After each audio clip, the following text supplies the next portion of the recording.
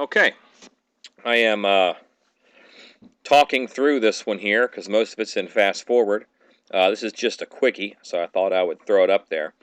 Basically, I'm finishing up this head for a window, and I'm kind of using my regular antiquing technique. I have latex house paint, that brownish color, which is, a real heavy dark flesh tone basically, but it's that brownish color I'm putting on there now. And I put that all over the latex. And then I have a damp cloth that I'm wiping it off with. I want to take advantage of the natural, almost pale skin-like color of latex by letting it shine through that brown. And it's a pretty simple process. You don't see the paint that I'm using, but it's latex exterior house paint that I got from Home Depot. What's great about it is you can pick any colors you want. Get them little cards, exterior house paint. Get a quart, get a gallon, however much you're going to use. I have put a little bit of water in it to help it spread out a bit. And again, the rag I'm ragging off with is damp. This piece is going to go into a pop-up in our graveyard. This is one of the disposed bodies. And here I'm dry brushing. Again, it's house paint. I did edit through and cut out the drying time of the brown, which was about 15 minutes. You see that box fan there. It's actually on. I've got it on while I'm working. It speeds up the dry time. Not a necessity, but it does help. And I'm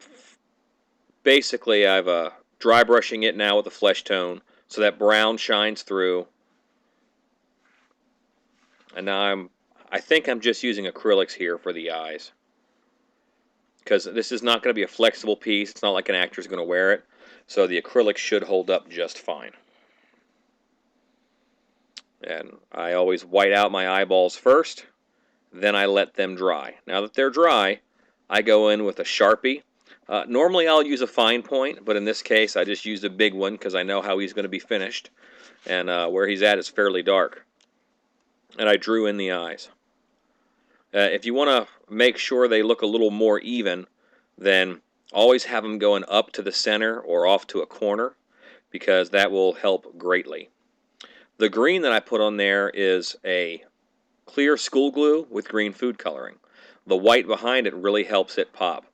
Now I've just got some red acrylic after all that dried, and I just lined the eyes. The step that you missed is I put some blood in the mouth and under the eyes.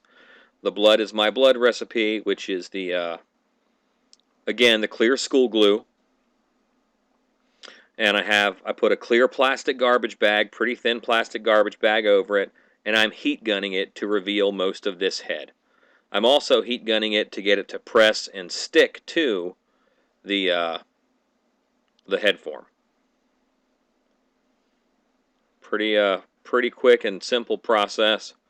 I think this whole thing was about 25 minutes of video, and part of that is me walking around looking for paint. So probably could have had this knocked out in 15 if you don't count drying time.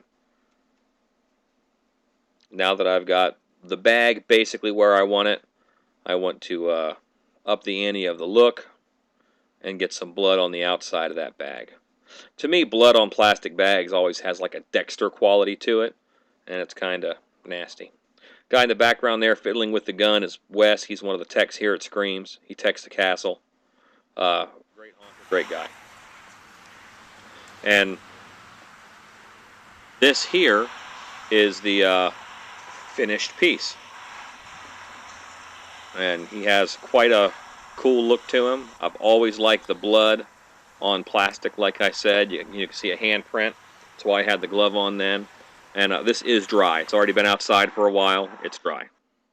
Thanks for watching.